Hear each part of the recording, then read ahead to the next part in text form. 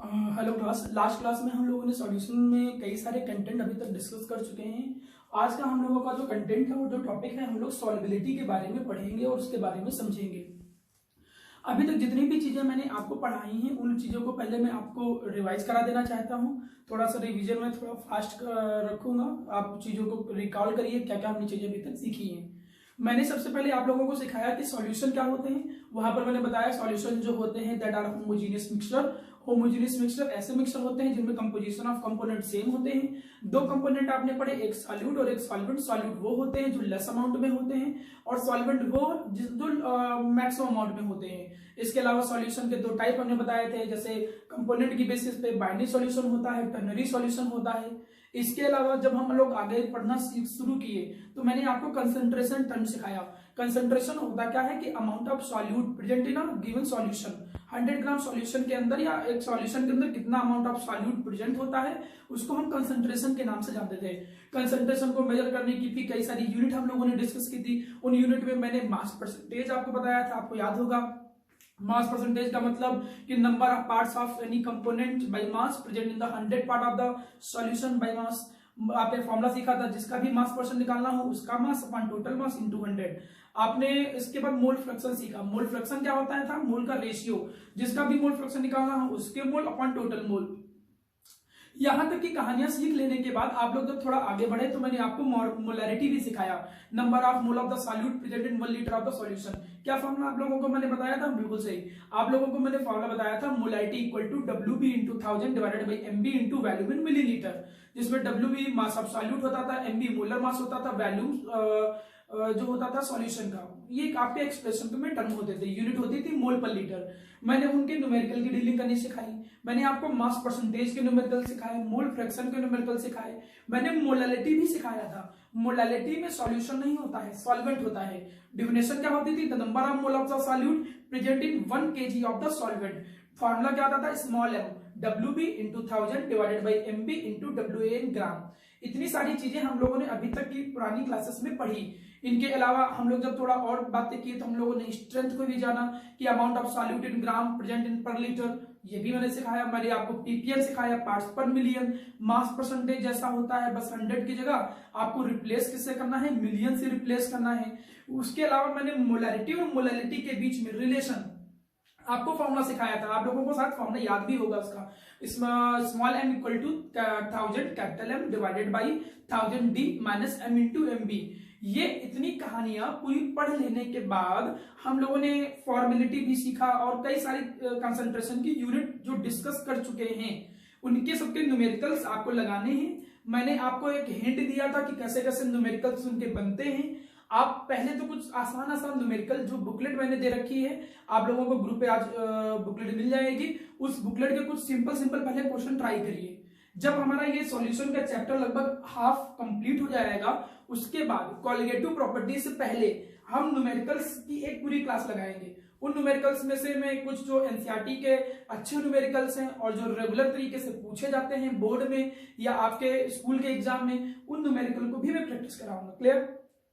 ये तो मैंने आपको अभी तक जो पढ़ाया था उतनी चीजें डिस्कस किया। अभी हम लोग एक चैप्टर स्टार्ट जो सॉल्यूशन है उसमें एक टॉपिक हम लोग डिस्कस करेंगे, दैट इज सॉल्युबिलिटी। गुड।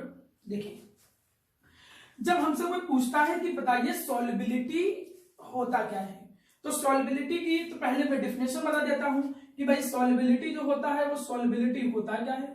हमसे किसी ने पूछा कि बताइए हमें सॉल्युबिलिटी क्या होता है, तो आप सॉल्युबिलिटी में ये बताओगे कि सॉल्युबिलिटी होता है अमाउंट। ध्यान दीजिएगा, ये क्या होता है? अमाउंट। और अमाउंट किसका? Amount of solute. Amount of the solute किसमें? इन ग्राम। प्रेजेंट इन किसमें प्रेजेंट होता है? मैं भी समझाऊंगा अभी। Present in 100 gram of solvent, 100 gram of solvent in saturated solution. अजीब डेफिनेशन लग रही होगी, कोई बात नहीं, मैं इसको समझाऊंगा तो चीजें अपने आप समझ में आने लगेंगी। कुछ शब्द हमारे सामने आए हैं, सैचुरेटेड सॉल्यूशन, इनको भी समझता हूं। इसको समझाने के लिए मैं एक एग्जांपल से चीजों की शुरुआत करता हूं। जैसे मेरा बच्चा, हमने आपको एक एग्जांपल के थ्रू समझाने की कोशिश किया कि आपने माना एक बीकर लिया। आपने इस बीकर को लेने के बाद आपने इसमें वाटर भर दिया। जब आपने बीकर लिया और बीकर में ये वाटर आपने फिलअप कर दिया। क्लियर? आप लोगों ने 9th क्लास में भी इस चीजों को पढ़ा है कि जब मैं इसमें शुगर या कोई भी चीज, कोई सॉल्यूट डिजॉल्व कर रहा हूं, माना मैं इसमें शुगर डिजॉल्व करता जा रहा हूं, शुगर डिजॉल्व करता जा रहा हूं, स्ट्रिंग प्रॉपर्ली करते जा रहे हैं, तो शुगर इसके अंदर क्या होती चली जाएगी, प्रॉपर्ली डिजॉल्व होती चली जाएगी। लेकिन फिर एक समय ऐसा आएगा कि अब और ज्यादा सॉल्यूट डिजॉल्व नहीं हो सकता है। जब और ज्यादा सॉल्यूट ना डिजॉल्व हो पाए, ऐसे सॉल्यूशन को हम जानते हैं किस नाम से, सैचुरेटेड सॉल्यूशन के नाम से जानते हैं। डेफिनेशन एग्जाम के पॉइंट ऑफ व्यू से तो इंपॉर्टेंट नहीं है, लेकिन कोई रैंडमली पूछ ले कि बताइए सैचुरेटेड सॉल्यूशन क्या होते हैं, तो आप आराम से डिफाइन कर सकते हो कि सैचुरेटेड सॉल्यूशन क्या होते हैं। दो सॉल्यूशन, ऐसे सॉल्यूशन, दो solution in which no more, दो solution in which no more solute can be dissolve, ऐसा सॉल्यूशन जिसमें और ज्यादा सॉल्यूट डिजॉल्व ना किया जा सके। कहानी बिल्कुल क्लियर समझ में आ रही है? हमने क्या किया, हमने एक कंटेनर लिया, उस कंटेनर में 100 ग्राम माना आपने पानी भर दिया, आप उसमें शुगर डिजॉल्व करते जा रहे हो। 1 ग्राम शुगर डिजॉल्व किया, डिजॉल्व हो गई, स्ट्रिंग किया। 3 ग्राम शुगर और मिला दिया, वो भी डिजॉल्व हो गई, और मिलाते चले गए और भी डिजॉल्व हो गई। लेकिन आपको पता है अच्छे से कि एक समय ऐसा आएगा कि उसमें और ज्यादा सॉल्यूट डिजॉल्व नहीं कर सकते हैं। वो सॉल्यूशन जिसमें और सॉल्यूट नहीं डिजॉल्व कर सकते हैं, उस सॉल्यूशन को हम जानते हैं किस नाम से, सैचुरेटेड सॉल्यूशन के नाम से जानते हैं। और किसी भी सैचुरेटेड सॉल्यूशन में जितना अमाउंट प्रेजेंट होता है सॉल्यूट का, उसी अमाउंट ऑफ सॉल्यूट को हम क्या नाम देते हैं, सॉल्युबिलिटी। मतलब अब आपको एक चीज समझ में आ रही है कि अगर कोई एक सॉल्यूशन बना है और उसमें कोई सॉल्युबिलिटी पूछे, तो आप ये कहोगे कि पहले तो वो सैचुरेटेड सॉल्यूशन होना चाहिए, और उस सैचुरेटेड सॉल्यूशन में जो मैक्सिमम अमाउंट प्रेजेंट है सॉल्यूट का, उस मैक्सिमम अमाउंट ऑफ सॉल्यूट को हम क्या नाम दिया करेंगे, solubility. Clear? Solubility can be defined as maximum amount of solute present in the solution। अब solubility की definition तो हमने समझ लिया बच्चा, लेकिन अब इसमें आगे के कंटेंट को समझने के लिए मैं कुछ चीजें आपको बताना चाहूंगा। एक्चुअली जब हम सॉल्यूशन बनाते हैं मेरा बच्चा, सॉल्यूशन बनाने का मतलब आपको पता है, सॉल्यूट मतलब बोले जिसे हम डिजॉल्व करते हैं, प्लस सॉल्वेंट जिसमें डिजॉल्व करते हैं। क्लियर? और जब मिला देते हैं तो क्या बनता है, सॉल्यूशन बनता है। अब ये सॉल्यूशन बनाने की जो प्रोसेस है, इस सॉल्यूशन बनाने की प्रोसेस को हम एक नाम दे सकते हैं, that is known as dissolution process. ये सॉल्यूशन की बनाने की जो प्रोसेस है that is dissolution process. Actually में ये डिसॉल्यूशन प्रोसेस जो होता है उसको दो तरीके से समझा जा सकता है। ये डिसॉल्यूशन प्रोसेस दो नेचर का होता है, या तो वो फिजिकल नेचर में भी हो सकता है, मतलब फिजिकल प्रोसेस के थ्रू भी हो सकता है, और ये कैसा हो सकता है, केमिकल प्रोसेस के थ्रू भी हो सकता है। मतलब जैसे मैं एग्जांपल के थ्रू समझाता हूं, अगर मैं सॉल्यूशन बना रहा हूं वो केवल फिजिकल प्रोसेस हो, जैसे कि आपने नमक लिया NaCl जिसमें Na+Cl- होता है, इस Na+Cl- को आपने पानी में मिला दिया, आपने इसको वाटर के अंदर क्या कर दिया, वाटर में इसको आपने डिजॉल्व कर दिया। जैसे नमक को आपने वाटर में डिजॉल्व किया, you have to dissolve the NaCl into the water. जैसे ही आप NaCl को वाटर में डिजॉल्व कर दोगे तो Na+ बहुत ज्यादा बस क्या होगा, हल्का हल्का आयन इनके दूर हो जाएंगे, बस केमिकली नहीं कंबाइन करेगा कि Na+ वाटर से केमिकली कंबाइन कर ले जाए कि वो तुरंत NaOH बना दे और HCl बना दे, ऐसा नहीं है। तो यहां पर चूंकि केमिकली कंबाइन नहीं कर रहा है, लेकिन तब भी तुम सॉल्यूशन बना रहे हो, तो ऐसे सॉल्यूशन को हम क्या बोलेंगे कि वो फिजिकल प्रोसेस के थ्रू डिसॉल्यूशन बना है, या वो सॉल्यूशन फिजिकल चेंज के थ्रू या फिजिकल प्रोसेस के थ्रू प्रिपेयर होकर तैयार हुआ है। और बहुत सारे सॉल्यूशन केमिकल प्रोसेस के थ्रू भी बनते हैं। आप एक एग्जांपल के तौर पर ले लीजिए, माना आपने क्या किया, जिंक पाउडर ले लिया और इस जिंक पाउडर को किसमें डिजॉल्व कर दिया, आपने इसको डिजॉल्व कर दिया इनटू द HCl। आप इसको HCl में डुबो, जैसे जिंक पाउडर को HCl में डुबोगे तो आपको पता है क्या बनेगा, ZnCl2 zinc chloride plus hydrogen gas release हो जाएगी। ये तो केमिकली चेंज हो गया ना, और अगर केमिकली चेंज हो जाएगा तो ये जो सॉल्यूशन बनके तैयार भी होगा तो केमिकल प्रोसेस के थ्रू तैयार होगा। आपके 12th में जो सॉल्यूशन बनाने का प्रोसेस लिया गया है या जो सिलेबस में सॉल्यूशन है उसमें केमिकल प्रोसेस वाला कंटेंट है ही नहीं सिलेबस में। आपके में क्या किया गया है कि जितनी भी डिसॉल्यूशन प्रोसेस है वो कौन से कंसीडर किए गए हैं, फिजिकल प्रोसेस के थ्रू कंसीडर किए गए हैं। मतलब अभी तक के कंटेंट में हमने जो बातें सीखी उसको मैं आपको बताना चाहूंगा फिर से। आपने सीखा कि भाई दो टर्म पहले क्लियर किया आपने, कौन कौन से दो टर्म क्लियर किए, एक सैचुरेटेड सॉल्यूशन। कोई पूछता है कि सैचुरेटेड सॉल्यूशन बताओ क्या होते हैं, आप बोलोगे amount of solute present in a solution. किसी भी डायरेक्ट कंसंट्रेशन, मतलब आपसे किसी ने पूछा कि सैचुरेटेड सॉल्यूशन बताइए क्या होते हैं, आप कहोगे दो solution in which no more solute can be dissolve. ऐसे सॉल्यूशन जिनमें और ज्यादा सॉल्यूट डिसॉल्व नहीं कर सकते हैं उनको बोलते हैं सैचुरेटेड सॉल्यूशन। और कोई पूछो सॉल्युबिलिटी क्या होता है, तो आप कह दोगे सर वो जो सैचुरेटेड सॉल्यूशन बना है उस सैचुरेटेड सॉल्यूशन में जो मैक्सिमम अमाउंट होगा उसी मैक्सिमम अमाउंट को हम क्या नाम दे देंगे, सॉल्युबिलिटी नाम दे देंगे। फिर आपने सीखा कि डिसॉल्यूशन प्रोसेस क्या होता है। क्या होता है डिसॉल्यूशन प्रोसेस, सॉल्यूशन बनाने की प्रोसेस, मतलब सॉल्यूट को सॉल्वेंट में जब मिला देंगे तो उस प्रोसेस को क्या बोलेंगे, डिसॉल्यूशन प्रोसेस बोलेंगे। डिसॉल्यूशन प्रोसेस के नेचर कितने तरीके के होते हैं, दो तरीके के नेचर होते हैं, एक होता है फिजिकल प्रोसेस और एक होता है केमिकल प्रोसेस। और आपको जो रीड करना है चैप्टर में that is by physical process. अब यहां पर एक्चुअली में जो हम डील करेंगे ये दो तरीके की डिसॉल्यूशन प्रोसेस को हम डील करेंगे यहां पर। वैसे तो बहुत तरीके का है, सॉल्वेंट कैसा भी हो सकता है, आप सॉलिड को सॉलिड में मिलाओ, सॉलिड को लिक्विड में मिलाओ, सॉलिड को गैस में मिलाओ। ये जो टाइप ऑफ सॉल्यूशन है, इस टाइप ऑफ सॉल्यूशन का ये कैटेगरी कि सॉल्वेंट अलग अलग टाइप का हो सकता है, सॉल्यूट का स्टेट अलग अलग हो सकता है, इसको हम लोग सरफेस केमिस्ट्री में डील करेंगे क्योंकि उसके जो भी कंटेंट है वो सरफेस केमिस्ट्री से रिलेटेड आता है। यहां पर बेसिकली दो टॉपिक को मुझे कवर करना है जो आपके बोर्ड के पॉइंट ऑफ व्यू से इंपॉर्टेंट है। कौन कौन सा, पहला कंटेंट देखिए, पहला कंटेंट आपके में कौन सा है, solid in the liquid, solid into liquid, solid in liquid. आपके सामने जो पहला कंटेंट है that is solid in liquid. आप सॉलिड इन लिक्विड के बहुत सारे हजारों एग्जांपल आप समझ सकते हो। आप नमक को पानी मिला दो, नमक सॉलिड है, पानी मिला दिया लिक्विड है। आपने शुगर को पानी में मिला दिया, शुगर सॉलिड है, वाटर लिक्विड है। तो sugar in water, NaCl in water, KCl in water, ठीक हो गया।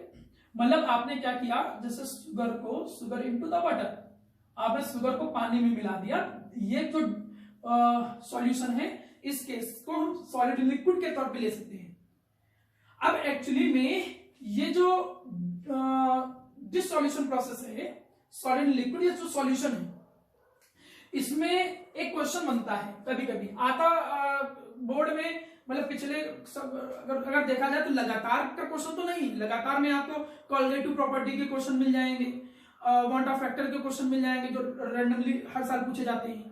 लेकिन आप इससे हट नहीं सकते हो क्योंकि इससे कभी कभी एक दो कॉन्सेप्चुअल क्वेश्चन बन सकते हैं। तो आप सॉलिड लिक्विड में एक जो मेन कंटेंट आपको आना चाहिए वो क्या है, फैक्टर्स।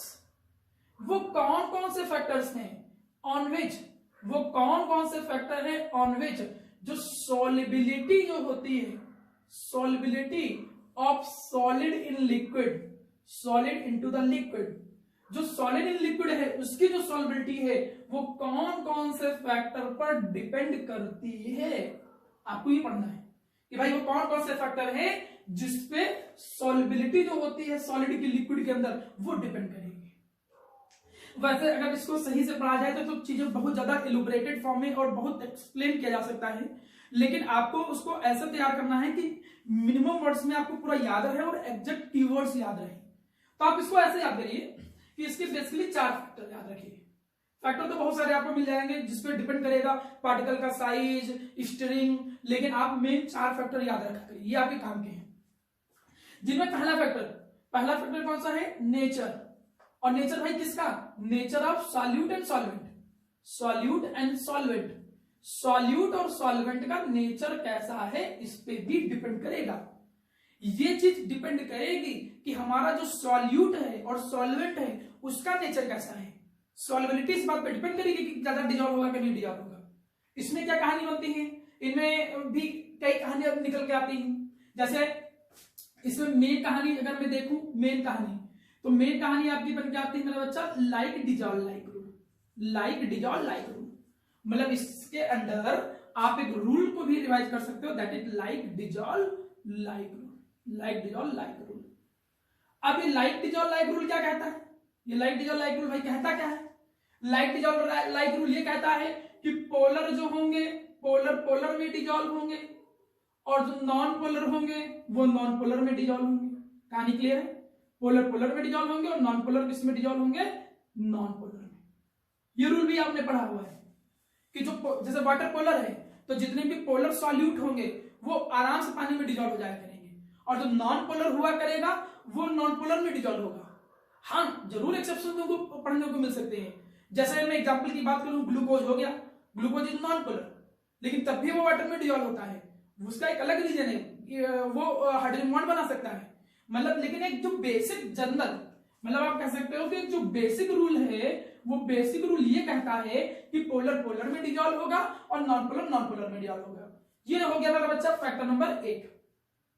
इसके अंदर में तुम एक बात और पढ़ सकते हो, कहानियों में जब चीजें बदली हुई मिले, 11th क्लास में एस ब्लॉक चैप्टर में, पी ब्लॉक चैप्टर में आपने पढ़ा होगा कि जब चीजें डिजॉल्व करती हैं तो वो दो और फैक्टर पे डिपेंड करती हैं। किस पे डिपेंड करता है, lattice energy and hydration energy. Lattice energy और किस पे डिपेंड करता है, हाइड्रेशन एनर्जी। हमारे सामने जो दोबारा एस ब्लॉक पी ब्लॉक में चैप्टर पढ़ेगा तो हम इसके बारे में अच्छे से डिस्कस करेंगे। एक बात मैं बता दूं कि अगर कोई चीज डिजॉल्व हो रही है, अगर कोई चीज डिजॉल्व हो रही है तो डिजॉल्व होने की प्रॉपर कंडीशन जानते हो क्या होती है? प्रॉपर कंडीशन क्या होनी चाहिए अगर आयनिक कंपाउंड को लेके जनरली किया जाता है कि लैटिस एनर्जी होनी चाहिए लो लैटिस एनर्जी होनी चाहिए, और हाई क्या होनी चाहिए, हाइड्रेशन एनर्जी। अगर लैटिस एनर्जी लो है और हाइड्रेशन एनर्जी ज्यादा है तो वो चीज अच्छे से डिजॉल्व होगी। तो हमने पहली कहानी में या पहले फैक्टर में ये सीखा कि एक्चुअली में जो सॉल्युबिलिटी होती है वो नेचर पे डिपेंड करती है, और भाई नेचर किसका, सॉल्यूट और सॉल्वेंट का। उसमें हमको अगर लिखने की जरूरत पड़ जाए तो लिखेंगे क्या, हम ये लिखेंगे कि लाइक डिजॉल्व लाइक रूल, कि पोलर पोलर में डिजॉल्व होता है, नॉन पोलर में डिजॉल्व होता है। तो ये तो हो गया फैक्टर नंबर 1। चलिए और देखते हैं कौन कौन से फैक्टर हैं। एक दूसरा फैक्टर आता है आपके सामने जिसपे डिपेंड करता है सॉल्युबिलिटी। और भाई किसकी सॉल्युबिलिटी, सॉलिड की, किसके अंदर, लिक्विड के अंदर। दूसरा फैक्टर जो है दैट इज कंसंट्रेशन। भाई कंसंट्रेशन पे भी डिपेंड करेगा, कंसंट्रेशन किसका, सॉल्यूशन का। पहले तो याद कर लीजिए फिर समझने का काम करते हैं। याद क्या करना है कि जो सॉल्युबिलिटी होती है, याद क्या करना है कि जो सॉल्युबिलिटी होती है वो कंसंट्रेशन ऑफ सॉल्यूशन, वो कंसंट्रेशन ऑफ सॉल्यूशन के क्या होता है, इनवर्सली प्रोपोर्शनल। मतलब अगर सॉल्यूशन पहले से कंसंट्रेटेड है तो सॉल्युबिलिटी कम होगी। चीज समझ में आनी चाहिए। जैसे मैं एक एग्जांपल के तौर पर बताता हूं, ठीक, एग्जांपल से समझ में आ जाएगा। हमने फिर से क्या किया, 2 कंटेनर लिए, आंसर आप खुद ही समझ जाओगे इसका। हमने इसमें पानी फिल किया, क्या फिल किया, वाटर, ठीक, और दोनों में सेम वाटर हमने फिल कर दिया, क्लियर। 100 ग्राम वाटर इसमें फिल कर दिया बच्चा, 100 ग्राम वाटर इसमें फिल कर दिया। शुगर डिजॉल्व कर रहे हैं दोनों में, सेम टाइप की शुगर, कोई अलग चीज नहीं। अब जब शुगर डिजॉल्व करेंगे, और एक एग्जांपल के तौर पे, फॉर एग्जांपल हमने मान लिया कि मैक्सिमम शुगर जो डिजॉल्व हो सकती है वो 20 ग्राम शुगर डिजॉल्व हो सकती है, बस। हमने एक एग्जांपल के तौर पर माना कि मैक्सिमम 20 ग्राम शुगर डिजॉल्व हो सकती है। अगर मैक्सिमम 20 ग्राम शुगर डिजॉल्व हो सकती है 100 ग्राम सॉल्यूशन के अंदर, तो ये क्या कहलाएगी, सॉल्वेंट, क्लियर। अब एक एग्जांपल हमने शुगर इसमें डिजॉल्व किया, शुगर डिजॉल्व क्या किया हमने एक्चुअली में, जैसे इसमें 5 ग्राम शुगर प्रेजेंट पहले से, हमने कहा इसमें 5 ग्राम शुगर पहले से प्रेजेंट है, और इसमें पहले से कितना प्रेजेंट है, 15 ग्राम शुगर पहले से प्रेजेंट है। जबकि डिजॉल्व कितना किया जा सकता है, मैक्सिमम 20। अब मैं ये कहूं कि इन दोनों में कौन कंसंट्रेटेड ज्यादा है, पिछली क्लास में लिया था कंसंट्रेशन में, तो कंसंट्रेटेड कौन ज्यादा है, ये ज्यादा कंसंट्रेटेड है। क्यों ज्यादा कंसंट्रेटेड है ये, क्योंकि उसमें शुगर ज्यादा है। तो अगर वो ज्यादा कंसंट्रेटेड है तो मुझको एक बात बताओ कि अब अगर मुझे और डिजॉल्व करना है शुगर, तो किसमें हम ज्यादा शुगर डिजॉल्व कर सकते हैं, इसमें ज्यादा शुगर डिजॉल्व कर सकते हैं कि इसमें ज्यादा शुगर डिजॉल्व कर सकते हैं। तो आपका आंसर क्या होगा कि सर इसमें अब और ज्यादा शुगर डिजॉल्व कर सकते हैं। क्यों इसमें अब और ज्यादा हम शुगर डिजॉल्व कर सकते हैं, क्योंकि मैक्सिमम 20 जा सकता है और प्रेजेंट कितना है 5, तो 15 भी और डिजॉल्व कर सकते हो, इसमें केवल 5 ही डिजॉल्व कर सकते हैं। मतलब तुमने देखा क्या कि जो ज्यादा कंसंट्रेटेड होता है, जो मोर कंसंट्रेटेड होता है, तो उसकी सॉल्युबिलिटी जो निकल के आती है वो क्या निकल के आती है, कम।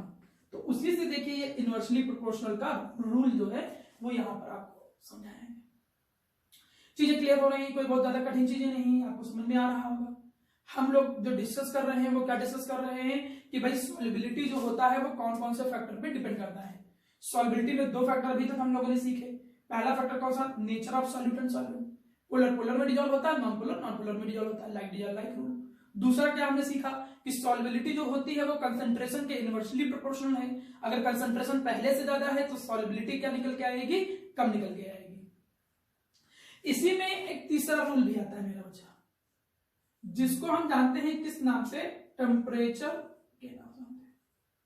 अब ये टेम्परेचर में भाई कहानी थोड़ी सी घूमती है, टेम्परेचर में चीजें थोड़ी सी तुमको रीड करनी पड़ेगी, क्योंकि इसमें थोड़ा सा कंटेंट देखना पड़ेगा हमको, क्या चीजें कैसे डिपेंड करता है वो आपको समझना होगा। मैं इसको रफ कर दे रहा हूं थोड़ा सा। अब टेम्परेचर में क्या है कि डिपेंड कैसे करेगा सॉल्युबिलिटी, इसमें हमें इस बात पे ध्यान देना पड़ेगा कि भाई डिसॉल्यूशन प्रोसेस, ये एक तरीके से डिसॉल्यूशन प्रोसेस पे डिपेंड करती है। यहां पर हम डिसॉल्यूशन प्रोसेस को दो तरीके से समझ सकते हैं।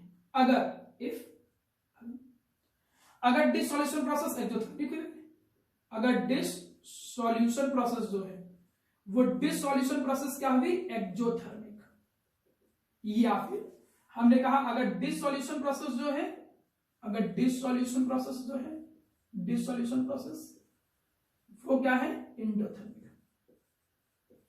अगर डिसॉल्यूशन प्रोसेस क्या है, एंडोथर्मिक, ठीक है, एंडोथर्मिक। अब इनके एग्जांपल भी तुमको बहुत सारे मिल जाएंगे, ऐसा नहीं। जैसे आप नॉर्मल बात कर लो, जैसे कार्बोनेट ले लो कोई, जैसे हमने कहा लिथियम कार्बोनेट। अब आपने लिथियम कार्बोनेट लिया, अब लिथियम कार्बोनेट को पानी में जब मिलाओगे तो ये डिसॉल्यूशन प्रोसेस है। एक सिंपल सा एग्जांपल, आप लाइम इन वाटर, आप चूने को पानी में मिलाओ, तो आपने देखा होगा एग्जांपल, कभी प्रैक्टिकल एग्जांपल देखा हो, चूने को पानी में मिलाते हैं तो पूरी बकेट हीट अप हो जाती है। तो बहुत सारी डिसॉल्यूशन प्रोसेस ऐसी होती हैं जो एक्सोथर्मिक नेचर की होती है, और बहुत सारी डिसॉल्यूशन प्रोसेस एंडोथर्मिक नेचर की होती है। जैसे कि मैं एग्जांपल के तौर पर बोलूं कि माना आपने NaCl को मिला दिया, KCl को मिला दिया, KNO3 को मिला दिया, ठीक है, आपने अमोनियम क्लोराइड को मिला दिया, अमोनियम नाइट्रेट को मिला दिया, ETC into the water. Actually इसमें होता क्या है कि आयनिक है ना, ये आयनिक क्रिस्टलाइन सब्सटेंस है, तो इनको जब पानी में डालते हो तो जैसे इनको पानी में डालते हो तो ये इनकी ब्रेकिंग होती है आयंस की, और ब्रेकिंग होते समय एनर्जी यूज कर लेते हैं, जिससे वो सॉल्यूशन थोड़ा सा क्या हो जाता है, ठंडा हो जाता है। ये डिसॉल्यूशन प्रोसेस एंडोथर्मिक है। मतलब जब मैं टेम्परेचर की डिपेंडेंस देखना होगा हमें, और किस पे डिपेंडेंस देखना होगा, सॉल्युबिलिटी पे। जब तुम्हें टेम्परेचर की डिपेंडेंस सॉल्युबिलिटी पे देखनी होगी तो ये देखना होगा कि एक्चुअली में डिसॉल्यूशन प्रोसेस है क्या। अगर डिसॉल्यूशन प्रोसेस क्या एक्सोथर्मिक है कि डिसॉल्यूशन प्रोसेस आपकी एंडोथर्मिक है। अगर डिसॉल्यूशन प्रोसेस एक्सोथर्मिक हुई मेरा बच्चा, तो याद कर लो, अगर डिसॉल्यूशन प्रोसेस जो है वो एक्सोथर्मिक हुई, तब तो उस कंडीशन में जो सॉल्युबिलिटी होती है वो इनवर्सली प्रोपोर्शनल निकल के आएगी टेम्परेचर के। और अगर डिसॉल्यूशन प्रोसेस एंडोथर्मिक है तो जो सॉल्युबिलिटी है वो डायरेक्टली प्रोपोर्शनल निकल के आएगी टेम्परेचर के। मैं एक्सप्लेन भी करूंगा क्यों, लेकिन अभी पहले याद करिए आप, मतलब पहले तो आपको याद होना चाहिए, बाकी कंटेंट तो मैं आपको एक्सप्लेन करूंगा ही करूंगा। मतलब आप लोग को पूछे कि भाई ये कभी कभी ये पूछ लेता है वाइवा में क्वेश्चन, कोई अच्छा टीचर जब कोई आता है तो आपसे ये क्वेश्चन पूछता है कि भाई बताओ हमारी जो सॉल्युबिलिटी होती है वो सॉल्युबिलिटी कैसे टेम्परेचर पे डिपेंड करती है, सॉलिड एंड लिक्विड के केस में। तो सॉलिड एंड लिक्विड केस में जब सॉल्युबिलिटी टेम्परेचर पे डिपेंडेंस की बात आएगी तो आप कहोगे कि सर या मैम एक्चुअली में जो सॉल्युबिलिटी है वो टेम्परेचर पे जो डिपेंडेंस है वो उसके दो केस है। कौन से दो केस, पहले हम ये देखेंगे कि डिसॉल्यूशन प्रोसेस किस टाइप का है। अगर डिसॉल्यूशन प्रोसेस एक्सोथर्मिक है तो इनवर्सली प्रोपोर्शनल आएगा, डिसॉल्यूशन प्रोसेस अगर एंडोथर्मिक है तो डायरेक्टली प्रोपोर्शनल का रिलेशन आएगा। तो ये फैक्टर हो गए। मैं इस फैक्टर को भी इसका एक्सप्लेनेशन करूंगा, इस टेम्परेचर वाले फैक्टर का मैं एक प्रॉपर एक्सप्लेनेशन आपको करूंगा। यहां पर जो प्रेशर होता है मतलब एक तरीके से नो इफेक्ट, कोई बहुत ज्यादा इफेक्ट नहीं प्रेशर उसका पड़ता है, किसका, प्रेशर का। और प्रेशर का कोई बहुत ज्यादा इफेक्ट क्यों नहीं पड़ता है, क्योंकि जो हम प्रेशर लगाते हैं उससे सॉलिड और लिक्विड दोनों में बहुत ज्यादा कंप्रेशन नहीं लाया जा सकता है उतना ज्यादा। तो इसलिए प्रेशर का एक तरीके से ज्यादा कोई इफेक्ट नहीं पड़ता है। तो पहले तो याद कर लेते हैं फैक्टर। पहले हम लोग क्या करते हैं, फैक्टर याद कर लेते हैं। मैक्सिमम इसके 2 नंबर का क्वेश्चन बनेगा और 2 नंबर के क्वेश्चन में 4 फैक्टर आपके लिए मोर देन सफिशिएंट है। मैंने पहले भी बताया था फैक्टर और भी है, जैसे स्ट्रिंग जो सॉल्यूट है उसका एटॉमिक साइज क्या है, इसमें कॉम्प्लेक्स फॉर्मेशन और भी फैक्टर है। लेकिन आपको 3 से 4 फैक्टर के बारे में तो थोड़ी जानकारी होनी चाहिए। मैंने फिर आपसे बोला, आपसे पूछा कि भाई सॉलिड की जो सॉल्युबिलिटी है वो कैसे डिपेंड करती है, किस फैक्टर पे डिपेंड करती है। आप पहले कहोगे sir nature of solute and solvent, उसमें लाइट रूल पढ़ लिया। फिर हमने कहा कि कंसंट्रेशन पे, तो कंसंट्रेशन पे कैसे डिपेंड करता है, इनवर्सली प्रोपोर्शनल, अगर पहले से कंसंट्रेटेड है तो कम डिसॉल्व होगा। तीसरा टेम्परेचर पे कैसे डिपेंड करता है, तो हमें ये देखना पड़ेगा कि डिसोल्यूशन प्रोसेस क्या है। अगर डिसोल्यूशन प्रोसेस एक्सोथर्मिक है तो इनवर्सली प्रोपोर्शनल, अगर इंडोथर्मिक है तो डायरेक्टली प्रोपोर्शनल। और आपने ये भी देखा कि भाई प्रेशर का कोई ज्यादा इंपैक्ट नहीं पड़ता है। अब मुद्दे की बात तो ये है कि हम लोगों ने ये तो रट लिया कि टेम्परेचर पर डिपेंड कैसे करता है। एक्सप्लेनेशन बहुत रेयरली पूछते हैं, लेकिन आप तब भी इसका एक्सप्लेनेशन समझ लीजिए। ये आप ली चैटलियर की बेसिस पे एक्सप्लेन कर सकते हो। कैसे, मैं इसको एक्सप्लेनेशन दे रहा हूं। एक्सप्लेनेशन में एक एग्जांपल के तौर पे हमने माना कि भाई हमने चलिए एक्सप्लेनेशन हम दे रहे हैं, इसका एक प्रॉपर एक्सप्लेनेशन हमने दे दिया, इसका एक प्रॉपर डिस्कशन हम कर रहे हैं, एक्सप्लेनेशन कर रहे हैं। एक्सप्लेनेशन में क्या कि भाई अगर डिसॉल्यूशन प्रोसेस जो है वो एक्सोथर्मिक है। चलो पहले इसका एक्सप्लेनेशन देता हूं। अगर डिसॉल्यूशन प्रोसेस क्या है, एक्सोथर्मिक। तो अगर डिसॉल्यूशन प्रोसेस एक्सोथर्मिक है तो एक हम डिसॉल्यूशन प्रोसेस बना भी देते हैं। डिसॉल्यूशन प्रोसेस बनाने का नाम सॉल्यूट प्लस आपने क्या ले लिया, सॉल्वेंट। क्लियर, सॉल्यूट और सॉल्वेंट मिलके बनाएंगे क्या मेरा प्यारा बच्चा, वो मिलके बना क्या दिए, सॉल्यूशन। प्रोसेस कैसी है, एक्सोथर्मिक।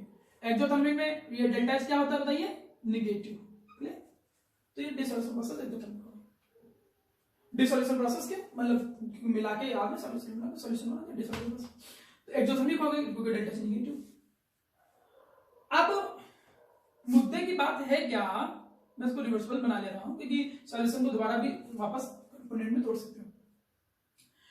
अब मेरा प्यारा बच्चा चलो भैया टेम्परेचर का इफेक्ट देखते हैं।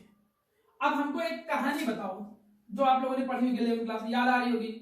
ली चैटलियर प्रिंसिपल क्या कहता है, ली चैटलियर प्रिंसिपल सीधे सीधे ये कहता है कि अगर तुम टेम्परेचर बढ़ाओगे, अगर बोले तो अगर तुमने टेम्परेचर को राइज किया तो होगा क्या, इक्विलिब्रियम जो होगा वो किधर शिफ्ट होगा, इक्विलिब्रियम विल शिफ्ट। जिन बच्चों को इक्विलिब्रियम नहीं आ रहा है वो एक बार इक्विलिब्रियम को थोड़ा सा रिवाइज कर लीजिएगा, वहां से क्लियर हो जाएगा। अगर तुम टेम्परेचर बढ़ाते हो तो इक्विलिब्रियम जो होता है वो किधर शिफ्ट होता है, इंडोथर्मिक की तरफ शिफ्ट होता है, इंडोथर्मिक की तरफ शिफ्ट होता है। अब ढूंढो भाई इंडोथर्मिक कहां है, यहाँ पर तुमने क्या देखा कि सॉल्यूशन क्या है, एक्सोथर्मिक। और मैं आपको बता दूं जो तुम देखते हो दैट इज फॉरवर्ड रिएक्शन, क्योंकि लेफ्ट में रिएक्टर और राइट में प्रोडक्ट। तो फॉरवर्ड रिएक्शन तो एक्सोथर्मिक है भाई, तो इंडोथर्मिक क्या हो जाएगी, बैकवर्ड रिएक्शन। मतलब हमको समझ में आया कि यहाँ पर फॉरवर्ड साइड जो है वो एक्सो है और बैकवर्ड साइड कौन है, इंडो। अब ली चैटलियर ने क्या कहा, टेम्परेचर अगर बढ़ाओगे, मैं अभी टेम्परेचर इंक्रीज की बात कर रहा हूं, अगर तुमने टेम्परेचर बढ़ाया तो इक्विलिब्रियम इंडो की तरफ शिफ्ट होगा। और मैंने क्या सिखाया कि इंडो यहां पर कौन सी है, बैकवर्ड साइड, वो किधर शिफ्ट हो जाएगी, बैकवर्ड साइड। अब इक्विलिब्रियम बैकवर्ड साइड शिफ्ट हो गया, देख बेटा इक्विलिब्रियम किधर शिफ्ट हो गया, बैकवर्ड साइड। अब अगर इक्विलिब्रियम बैकवर्ड साइड शिफ्ट हो गया तो इसका क्या मतलब हुआ कि सॉल्यूशन जो होंगे वो अब कम बनेंगे। अब सॉल्यूशन कम बनने का मतलब क्या है कि सॉल्यूट नहीं डिसॉल्व हो पा रहा है। सॉल्यूट जब नहीं डिसॉल्व हो पाएगा तो ऑब्वियसली बात क्या निकल के आई कि सॉल्युबिलिटी क्या हो जाएगी, कम। तो तुम क्या देख रहे हो यहाँ पर, ये इंक्रीज का रिलेशन और ये क्या है, डिक्रीज हो रहा है। तो इन दोनों का रिलेशन कौन सा क्या बन गया, इन दोनों का रिलेशन क्या बन गया, इनवर्सली प्रोपोर्शनल। तुमने क्या देखा कि अगर भाई तुम टेम्परेचर बढ़ाते हो तो इक्विलिब्रियम शिफ्ट हो जाएगा किधर, इंडो की तरफ। और इंडो साइड यहाँ कौन सी है, बैकवर्ड, क्योंकि फॉरवर्ड एक्सोथर्मिक है। बैकवर्ड शिफ्ट हो जाने का मतलब सॉल्यूशन कम बनेगा, सॉल्यूशन कम बनने का मतलब क्या कि सॉल्युबिलिटी कम होगी। तो एक केस क्लियर हो गया। क्या केस क्लियर हो गया कि अगर डिसॉल्यूशन प्रोसेस जो है प्यारा बेटा वो एक्सोथर्मिक है तब तो ये सॉल्युबिलिटी क्या निकल के आती है, इनवर्सली प्रोपोर्शनल। सिमिलरली बिल्कुल वैसे ही अगर डिसॉल्यूशन प्रोसेस एंडोथर्मिक हुई, ये तुम खुद अपने आप एक्सप्लेन करो, मैं समझाते जा रहा हूं, आप एक्सप्लेन कर ले जाओगे। क्या कि अगर डिसॉल्यूशन प्रोसेस, हमने क्या कहा कि अगर, बोले तो इफ, हमने क्या कहा कि अगर डिसॉल्यूशन प्रोसेस जो है वो क्या है मेरा प्यारा बेटा, एंडोथर्मिक है। अगर डिसॉल्यूशन प्रोसेस जो है वो क्या है, एंडोथर्मिक है। एंडोथर्मिक मैंने बताया होते ही है डिसॉल्यूशन, नमक इनको सबको मिला दो। इनमें एक प्रैक्टिकल एग्जांपल भी है, जैसे अमोनियम नाइट्रेट, अमोनियम क्लोराइड, इसके कूलिंग पैड आते हैं। कूलिंग पैड का मतलब समझते हो क्या, ऐसे चोट वोट लग जाती है, अब हर जगह पे बर्फ तो अवेलेबल नहीं होती है, तो वहां पे वो क्या करते हैं, पैकेट होता है, उस पैकेट में क्या करते हैं, एक तरफ हल्का सा नॉर्मल वाटर भरा हुआ है और एक तरफ अमोनियम क्लोराइड या अमोनियम नाइट्रेट ये भरा होता है। ये जब ब्रेक करते हैं यहां से तो ये दोनों आपस में मिक्स हो जाते हैं और यहाँ पर डिसॉल्यूशन प्रोसेस क्योंकि इंडोथर्मिक है तो काफी कूल हो जाता है, बहुत कूलिंग होने लगती है और उससे फिर वो वहां पर चोट वोट में इसकी हेल्प भी करते हैं, तो प्रैक्टिकल भी यूज आता है। तो dissolution process endothermic. Dissolution process क्या, सॉल्यूशन बनाने की प्रोसेस। अगर डिसॉल्यूशन प्रोसेस एंडोथर्मिक हुआ तो सॉल्युबिलिटी पे डिपेंड कैसे करेगा, डायरेक्टली डिपेंड करेगा, तो क्लियर है। एक बार देख भी लेते हैं कैसे डिपेंड करेगा। कैसे डिपेंड करेगा, जैसे सॉल्यूट है, सॉल्वेंट है, फिर से वही सेम चीज, डिसॉल्यूशन प्रोसेस क्या करनी है मेरा पहला बच्चा, एंडोथर्मिक, तो डेल्टा एच क्या करना पड़ेगा, पॉजिटिव। तो अब हमको बताइए क्यों भी डायरेक्टली आया, इसे रूल बना लो। रूल क्या तुम बना लिए कि टेम्परेचर बढ़ाए, अब टेम्परेचर बढ़ाने पे लीचर ने क्या कहा था कि इक्विलिब्रियम किधर शिफ्ट होगा, इक्विलिब्रियम किधर शिफ्ट होगा बताओ, टेम्परेचर बढ़ाओगे, इंडोथर्मिक की तरफ, क्लियर। यहां इंडोथर्मिक किधर है बताओ, क्योंकि खुद ही देख रहे हो फॉरवर्ड इंडोथर्मिक है, तो इक्विलिब्रियम इंडोथर्मिक की तरफ शिफ्ट होगा, तो इसका मतलब किधर शिफ्ट हो जाएगी, इक्विलिब्रियम फॉरवर्ड शिफ्ट हो जाएगा। इक्विलिब्रियम फॉरवर्ड शिफ्ट हो जाने का मतलब मोर सॉल्यूशन फॉर्म, इसका मतलब क्या हुआ कि मोर सॉल्यूशन फॉर्म।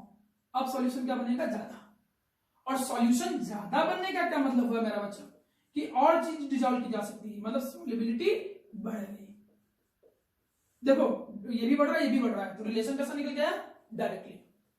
तो एक बात समझ में आ गई कि यहां पर भाई ये जो पहला केस है टेम्परेचर वाला, उसका एक प्रॉपर एक्सप्लेनेशन हमने यहां पर आपको एक्सप्लेन किया है। आपको बिल्कुल क्लियर होना चाहिए। मैं अभी तक जो 15 से 20 मिनट में जो आपको अभी एक्सप्लेन किया है उनमें से कुछ बातें बहुत अच्छे से क्लियर हो जानी चाहिए। सैचुरेटेड सॉल्यूशन क्या होते हैं, ऐसे सॉल्यूशन जिनमें और ज्यादा सॉल्यूट डिसॉल्व नहीं कर सकते हैं। सॉल्युबिलिटी क्या होता है, किसी भी सैचुरेटेड सॉल्यूशन में जो मैक्सिमम अमाउंट प्रेजेंट होता है, किसी भी सैचुरेटेड सॉल्यूशन में जो मैक्सिमम अमाउंट प्रेजेंट होता है सॉल्यूट का, उसको बोलते हैं सॉल्युबिलिटी। दो केस आपने पढ़े कि भाई सॉलिड लिक्विड और गैस लिक्विड, जो कि भी पढ़ेंगे। सॉलिड लिक्विड में कौन कौन से फैक्टर हैं जिस पर सॉल्युबिलिटी डिपेंड करेगी, 3-4 पढ़ लिए। कौन कौन सा, nature of solute and solvent, उसमें क्या लिखना था, like dissolve like rule, polar polar में डिसॉल्व होता है, नॉन पोलर में डिसॉल्व होता है। दूसरा क्या, कंसंट्रेशन, आपने देखा कि सॉल्यूशन कंसंट्रेशन की क्या होता है, इनवर्सली प्रोपोर्शनल। तीसरा क्या, टेम्परेचर, लेकिन टेम्परेचर में केस कितने, 2, क्या कि डिसॉल्यूशन प्रोसेस अगर एक्सोथर्मिक है तो सॉल्युबिलिटी इनवर्सली निकल के आएगी टेम्परेचर की, डिसॉल्यूशन प्रोसेस अगर इंडोथर्मिक है तो सॉल्युबिलिटी डायरेक्टली प्रोपोर्शनल आ जाएगी, और प्रेशर का कोई फर्क नहीं पड़ेगा। इसका मैंने प्रॉपर एक्सप्लेनेशन दिया। एक बार चीजों को जल्दी से आप देख लीजिए, जो भी टर्म्स इसमें आपको समझने हो समझिए, फिर आगे मैं पढ़ाता हूं आपको। अब देखिए, हमने ये तो देखा कि भाई सॉलिड लिक्विड जो होता है वो उसकी सॉल्युबिलिटी कैसे डिपेंड करती है। कुछ एक्स्ट्रा नॉलेज में चीजें देख लीजिए, जैसे कुछ चीजें हम एक्स्ट्रा नॉलेज में डाल दे रहे हैं, जरूरत तो नहीं पड़ेगी लेकिन तब भी समझ लीजिए। एक्चुअली क्या होता है कि बहुत सारे सॉलिड ऐसे भी होते हैं जो इस तरीके के बिहेवियर को नहीं फॉलो करते हैं। जैसे कि मैं एक एग्जांपल देता हूं, ग्लोबर्स सॉल्ट के बारे में एग्जांपल देता हूं। ग्लोबल सॉल्ट नाम सुना होगा आपने, Na2SO4 हाइड्रेटेड .NH2। अब अगर तुम इसकी बात करो ना मेरा ये सॉल्ट की बात करो तो इसका बिहेवियर बिल्कुल अलग है। एक्चुअली ये क्या करता है कि 32.4 डिग्री सेल्सियस, 32.4 डिग्री सेल्सियस, इस 32.4 डिग्री सेल्सियस तक अगर टेम्परेचर तुम बढ़ा रहे, यहां तक जब तुम टेम्परेचर राइज करोगे, ठीक है, तो उस समय तक जो डिसॉल्यूशन प्रोसेस जो होती है, उस समय तक जो डिसॉल्यूशन प्रोसेस होती है वो क्या होती है, एंडोथर्मिक। एंडोथर्मिक क्यों एंडोथर्मिक होती है, क्योंकि वो हाइड्रेटेड रहता है और हाइड्रेटेड के केस में प्रोसेस एंडोथर्मिक होती है, और एंडोथर्मिक अगर निकला तो तुमने क्या देखा कि सॉल्युबिलिटी जो होगी भाई वो डायरेक्टली प्रोपोर्शनल टू टेम्परेचर होगा। मतलब तुम टेम्परेचर यहां तक अगर टेम्परेचर बढ़ाओगे तो सॉल्युबिलिटी भी बढ़ती है, लेकिन जैसे ही तुम इसके बियॉन्ड जाते हो, बियॉन्ड दिस टेम्परेचर, जैसे ही इसके बियॉन्ड जाते हो या अबव दिस टेम्परेचर, जैसे ही इस टेम्परेचर से तुम ज्यादा जाते हो तो ये सॉल्ट क्या जाता है एनहाइड्रस। जैसे ये सॉल्ट एनहाइड्रस हो जाएगा मेरा प्यारा बच्चा, जैसे ये सॉल्ट एनहाइड्रस हो जाएगा तो उस कंडीशन में डिसोल्यूशन प्रोसेस जो होगी प्यारा बेटा वो क्या हो जाएगी एक्जो। तो रिलेशन कहानी बदल गई, उसमें फिर क्या निकल के आ जाएगा कि जो सॉल्युबिलिटी निकल के आएगी अब वो क्या हो जाएगी इनवर्सली प्रोपोर्शनल टू टेम्परेचर। तो हमने क्या देखा कि नहीं कुछ जो सॉलिड होते हैं तो वो नियम को नहीं मानते हैं। जैसे एक एग्जांपल हमने ये दे दिया, और भी एग्जांपल हैं जैसे hydrated calcium chloride CaCl2 hydrated dot (10^2) hydrated calcium chloride. तो वैसे ये जो टेम्परेचर है ना जिसके इधर उधर से नोटंकी कर रहे हैं, इस टेम्परेचर को एक नाम भी देते हैं हम लोग। क्या नाम देते हैं? Transition temperature. जिसको तुम एक नाम भी दे सकते हो, उसको क्या नाम दे सकते हो? ट्रांजिशन टेम्परेचर नाम दे सकते हो। तो ये एक कहानी तुमको समझ में आ गई है। अब इसी कहानियों में जब मैं थोड़ा सा आगे बढ़ता हूं तो सॉलिड लिक्विड तो पढ़ लिया, अब हम देखते हैं भाई gas in liquid. Gas in liquid, किसी भी गैस को जब तुम लिक्विड में क्या करते हो? डिजॉल्व करते हो। क्लियर बेटा? गैस इन लिक्विड के बहुत सारे एग्जांपल, जैसे भाई तुम देख लो CO2 into the cold drink. Cold drink की जो बॉटल होती है ना उसमें CO2 नहीं डिजॉल्व होती है, कभी ओपन करो तो हिसिंग साउंड मिलता है आपको। तो CO2 in the cold drink. Dissolve oxygen, आप देखते हो पानी के अंदर एक्वेटिक लाइफ तभी तो जिंदा रहती है। Dissolve oxygen in water. तो आपने देखा बहुत सारे केस ऐसे हैं जिसमें गैस को तुम लिक्विड के अंदर क्या कर सकते हो? डिजॉल्व कर सकते हो। अब ये गैस जो होती है वो लिक्विड के अंदर डिजॉल्व कैसे होती है, पहले तो ये देख लेते हैं, सारा आगे चल के काम भी पड़े। तो अगर किसी भी गैस को जब लिक्विड में डिजॉल्व करना होता है मेरा प्यारा बेटा, तो करते क्या है कि भाई जैसे ये लिक्विड है, ध्यान दे बेटा, जैसे हमने कहा माना ये लिक्विड है, तो एक्चुअली में सॉल्वेंट के बीच में भी कुछ स्पेस होता है, ठीक है। और गैस के ये मॉलिक्यूल हो गए, ये गैस के मॉलिक्यूल हो गए। होता क्या है कि गैस के जो मॉलिक्यूल हैं, होता क्या है जो गैस के मॉलिक्यूल हैं ये रैंडमली मूवमेंट करते हैं और उसके साथ कोलाइड करते हैं। ये रैंडमली मूवमेंट करेंगे और उसके साथ कोलाइड करेंगे। कोलाइड करने के बाद इसके बीच में जो स्पेस होगा उन स्पेस के बीच में गैस के मॉलिक्यूल चले जाते हैं। इस तरीके से गैस डिजॉल्व हो जाती है। अभी इसमें समझाऊंगा अभी आगे इसमें। तो अभी तो हमने समझा कि भाई गैस इन लिक्विड केस बन सकते हैं। अब गैस इन लिक्विड में भी अगर मैं फैक्टर की बात करूं तो इनमें भी वही सेम फैक्टर्स आ जाएंगे, इनमें भी सब सेम फैक्टर्स आ जाएंगे, ठीक है। बस प्रेशर का एक अलग केस बनेगा क्योंकि उसी से हेनरी लॉ निकल के आ जाएगा। क्लियर? अब भाई जब फैक्टर की बात करूं तो हमने कह दिया है कि लगभग सेम फैक्टर होते हैं, जिनमें से कौन कौन से भी बता चुका था। देखो मैं कौन कौन से बता चुका था। पहला मैंने बताया था क्या मेरा बच्चा, याद बताइए, नेचर किसका? हाँ, nature of solute, nature of solute and solute. Clear? इसमें भी आपने पढ़ा था कि क्या हमने सीखा था, इसमें हमने क्या सीखा था? Like dissolve like rule. याद हो तो आपने क्या सीखा था? Like dissolve like rule. Like dissolve like rule मतलब क्या हो गया? ये भी क्लियर हो गया क्या कि पोलर जो होंगे वो पोलर में डिजॉल्व होंगे आसानी से, और नॉन पोलर जो होगा भाई वो नॉन पोलर में आसानी से डिजॉल्व होगा। नॉन पोलर जो होगा वो नॉन पोलर में आसानी से डिजॉल्व होगा। क्लियर? नॉर्मल क्लास में क्या होता है कि हम लोग कुछ अच्छे एग्जाम्पल लेके चलते हैं, थोड़ा फनी मजाक में तो चीजें और अच्छे से याद हो जाती हैं। लेकिन अभी तो हम लोगों को थोड़ा चूंकि ऑनलाइन में चीजें थोड़ा सा थ्योरेटिकली इस तरीके से है तो लेकिन आप ध्यान दो तो चीजें समझ में आ जाएंगी। हमने क्या मेरा बच्चा दिया कि nature of solute and solvent में like dissolve like rule. Polar polar में डिजॉल्व होता है, non polar non polar dissolve होता है। मतलब बोले तो कि जैसे पोलर गैस कोई हो गई, जैसे HCl इलेक्ट्रोनेगेटिविटी के डिफरेंस के कारण पोलैरिटी है, तो HCl पानी में ज्यादा अच्छे से डिजॉल्व हो जाएगी। आप CCl4 देख लो, वो पानी में डिजॉल्व नहीं होगी, नॉन पोलर है। आप CO2 देख लो, नॉन पोलर है, तो भी पानी में उसकी सॉल्बिलिटी उतनी अच्छी नहीं होगी। तो ये समझ में आया जो कि पहले आप पढ़ चुके थे।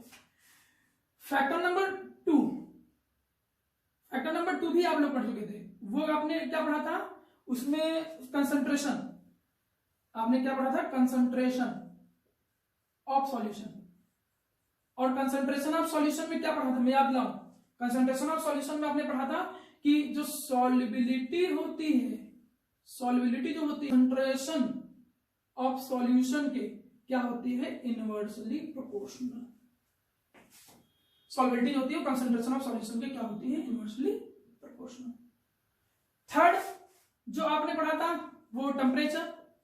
अच्छा, वहां टेम्परेचर में 2 केस बन रहे थे मेरा बच्चा, लेकिन यहां टेम्परेचर में केवल 1 केस बनेगा, ओनली 1 केस। इसमें केवल सिंगल केस बनता है। और सिंगल केस बनता क्यों है, क्योंकि किसी भी गैस को जब तुम लिक्विड में लाओगे तो वो हमेशा जो प्रोसेस होती है that is exothermic in nature, क्योंकि एंट्रोपी कम होती है। किसी भी गैस को लिक्विड में लाओगे तो प्रोसेस हमेशा एक्सोथर्मिक होती है, इसलिए इसमें एक सिंगल केस आएगा। और एक्सोथर्मिक वाला केस क्या था, टेम्परेचर के केस में, एक्सोथर्मिक के केस में solubility inversely proportional to temperature, कि अगर तुम टेम्परेचर भाई ज्यादा करोगे तो सॉल्युबिलिटी कम हो जाएगी। इसमें जो फोर्थ फैक्टर है वो यहां आने लगता है काम में, उसमें तो इंपैक्ट नहीं पड़ रहा था लेकिन यहां पर पड़ेगा, प्रेशर, ये फर्क पड़ेगा। लेकिन उससे पढ़ने से पहले इसका एक एग्जांपल भी दिमाग में आ रहा तो समझा देता हूं। जैसे टेम्परेचर और सॉल्युबिलिटी पे कैसे डिपेंड करेगा, अगर आपसे पूछ ले एक क्वेश्चन कि व्हाई एक्वेटिक लाइफ, 2 तरीके से एक्सप्लेन कर सकते हैं, हेनरी लॉ के अकॉर्डिंग भी ऐसे कि why aquatic life feel more comfortable, while aquatic life feel more comfortable in deep water, कि एक्वेटिक लाइफ को ज्यादा कंफर्टेबल क्यों फील होता है डीप वाटर के अंदर।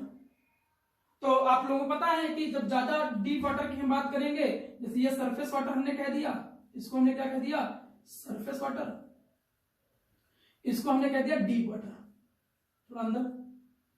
अब यहां पर अगर मैं कहूं डीप वाटर में, तो डीप वाटर में टेम्परेचर क्या होगा, कम। अब टेम्परेचर कम होगा मेरा बच्चा, देखो टेम्परेचर कम होगा तो सॉल्युबिलिटी, टेम्परेचर कम होगा तो इसका मतलब सॉल्युबिलिटी जो होगी, सॉल्युबिलिटी और किसकी, गैस की, वो क्या होगी, ज्यादा। और गैस की अगर सॉल्युबिलिटी ज्यादा होगी मतलब मोर O2 प्रेजेंट, O2 ज्यादा डिसॉल्व होगी। अब ज्यादा O2 अगर प्रेजेंट होगी नीचे तो एक्वेटिक लाइफ को अच्छा फील होगा नहीं होना। तो ऐसे कंसेप्चुअल क्वेश्चन भी बन सकते हैं इस पर बेस। अब प्रेशर का यहां पर फर्क पड़ता है, प्रेशर का यहां पर क्या फर्क पड़ेगा, देखिए हमने यहां पर एक समझाया भी था कि कोई गैस जो होती है वो लिक्विड के अंदर डिसॉल्व होती कैसे है। अब अगर तुमने बेटा प्रेशर को इंक्रीज किया, अगर तुमने प्रेशर को इंक्रीज किया, कैसे इंक्रीज करोगे, वॉल्यूम को कम करके, चलिए करते हैं वॉल्यूम को कम। आपने क्या किया कि भाई ये लिक्विड था, वॉल्यूम कम कैसे करोगे, तुमने एक पिस्टन यहां लगा दिया, तुमने यहां पर एक क्या लगा दिया, पिस्टन लगा दिया। अब एक पिस्टन तुम यहां तक ले आए, एक पिस्टन तुमने लगा दिया तो पिस्टन तुम कहां तक ले आए, यहां तक। तो जैसे पिस्टन यहां तक ले आओगे तो गैस कंप्रेस हो गई, कंप्रेस हो गई मतलब पास आ गया, नंबर ऑफ कोलिजन क्या हो जाएंगे, कम हो जाएंगे, बढ़ जाएंगे।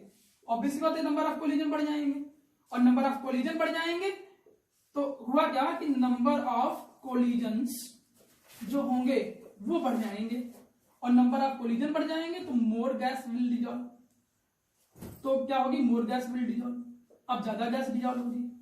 तो हमने क्या देखा कि अगर लिक्विड के ऊपर का प्रेशर तुम बढ़ा देते हो तो ज्यादा गैस डिसॉल्व होती है। एक सीधा सा रूल निकल के आया कि जो सॉल्युबिलिटी होती है, सॉल्युबिलिटी ऑफ गैस, वो डायरेक्टली प्रोपोर्शनल होती है प्रेशर के अब वो लिक्विड, डायरेक्टली प्रोपोर्शनल वो लिक्विड। इसी को 11th क्लास में तुम लोगों ने पढ़ा होगा, एक रूल जिसे हम जानते हैं किस नाम से, हेनरी लॉ के नाम से जानते हैं, जिसको हम लोग डिस्कस करेंगे नेक्स्ट वीडियो में। वहां पर आप लोगों ने क्या पढ़ोगे कि जो मास ऑफ गैस होता है, मास या अमाउंट ऑफ गैस, कितनी गैस डिसॉल्व है, मास या ये क्या है मास, ये क्या है मास, या फिर क्या है अमाउंट ऑफ गैस, मास या फिर क्या है अमाउंट ऑफ गैस, कौन, dissolve in liquid, dissolve in liquid, वो डायरेक्टली प्रोपोर्शनल होता है किसके, प्रेशर के, डायरेक्टली प्रोपोर्शनल किसके निकल के आया, प्रेशर के। और कैसा प्रेशर, अबव लिक्विड सरफेस, मतलब जितना ज्यादा तुम प्रेशर लगाओगे लिक्विड सरफेस के ऊपर उतनी ही ज्यादा गैस डिसॉल्व होगी। तो प्रेशर के डायरेक्टली प्रोपोर्शनल निकल के आता है ये, और इसको हेनरी लॉ बोलते हैं। और हेनरी लॉ आपके में एक इंपॉर्टेंट टॉपिक है, इसको हम डिस्कस करेंगे। आईएससी बोर्ड में तो क्वेश्चंस के नहीं आते हैं, लेकिन सीबीएसई में आने के चांस रहते हैं। तो हम हिंदी का एक बकायदा एक पूरा कंटेंट बनाए, एक अलग वीडियो बनाएंगे जिसमें इसके न्यूमेरिकल भी आपके साथ हम डिस्कस करेंगे। क्लियर? तो ये तो कहानी आपको समझ में आई। आज की क्लास में जो भी चीजें हमने आपके साथ डिस्कस किया उसको क्विकली रिवाइज करता हूं और फिर चीजों को कंप्लीट करता हूं। मैंने सबसे पहले आपको सिखाया कि भाई सैचुरेटेड सॉल्यूशन, कुछ चीजें देखो। सैचुरेटेड सॉल्यूशन सीखा। सैचुरेटेड सॉल्यूशन क्या होते हैं? Amount of solute present in saturated solution क्या होते हैं? That solution in which no more solute can be dissolve. ऐसे सॉल्यूशन जिनमें और सॉल्यूट नहीं डिसॉल्व कर सकते हैं इसे बोलते हैं सैचुरेटेड सॉल्यूशन। सॉल्युबिलिटी क्या होता है? Maximum amount of solute present in a saturated solution. Solubility में फिर देखा डिसॉल्यूशन प्रोसेस दो तरीके की होती है, तो फिजिकल नेचर है तो केमिकल नेचर। फिजिकल हमको पढ़ना था, उसमें हमने देखा कौन कौन से ऐसे फैक्टर होते हैं जिसपे सॉल्युबिलिटी डिपेंड करती है। दो केस, सॉलिड इन लिक्विड और gas in liquid. Solid in liquid में आपने पढ़ा कि पहला ये क्या नाम, nature of solute and solvent, इसमें लाइक डिसॉल्व लाइक रूल पढ़ा। आपने पढ़ा कंसंट्रेशन इनवर्सली प्रोपोर्शनल होता है टेम्परेचर के दो केस, अगर एक्सोथर्मिक होगा तो इनवर्सली प्रोपोर्शनल सॉल्युबिलिटी, और अगर एंडोथर्मिक है डिसॉल्यूशन प्रोसेस तो डायरेक्टली प्रोपोर्शनल सॉल्युबिलिटी टेम्परेचर के, और प्रेशर का इम्पैक्ट नहीं पड़ता था। गैस का केस आपने पढ़ा, और यहाँ पर प्रेशर का इफेक्ट पड़ता है गैस वाले के केस में, और उससे रिलेटेड एक रूल निकल के आया, that is known as Henry law, और उस हेनरी लॉ को हम लोग नेक्स्ट वीडियो में डिस्कस करेंगे। क्लियर है? इतनी चीजें आप इस वीडियो को एक दो बार देखिए। सॉल्युबिलिटी के टॉपिक को थोड़ा सा पढ़िए, कुछ स्कूलों में इसको स्किप भी कर दिया जाता है, लेकिन अगर आप 100 मार्क्स के लिए 100 में 100 मार्क्स के लिए फाइट कर रहे हो तो आपको एक कंटेंट आना चाहिए। ठीक है?